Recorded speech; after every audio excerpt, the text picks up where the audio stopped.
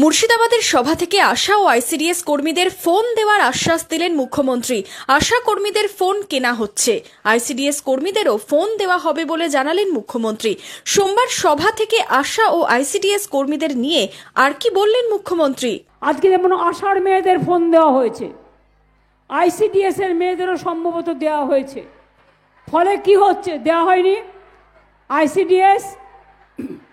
ICDS যদি না দেওয়া হয়ে থাকে তাহলে আইসিডিএসটাও করে দেওয়া উচিত। আশার মেয়েরা পেয়েছে না পেয়েছে, আমি টাকা দিয়েছি। হয়তো নতুন যারা যোগ্য করেছেন তারা, আপনারা দুয়ারে সরকারে নাম লেখাবেন। যারা পাননি দুয়ারে সরকারে নাম লেখাবেন, কারণ আশার মেয়েদের ফোন অনেক দিন আগে স্যাংশন করা হয়েছে। আচ্ছা, আশাদের ফোনটা কেনা হচ্ছে, টেন্ডার হয়ে গেছে, আশাদের ফোনটা কেনা হচ্ছে, ওরা টেন্ডার অলরেডি রেডি করেছে। সুতরাং কেনা হলেই আপনারা পেয়ে যাবেন। আপনাদেরটা প্রসেসে আছে, আইসিডিএস এরটা নেই। আইসিডিএস এরটা পলিসি করে দাও।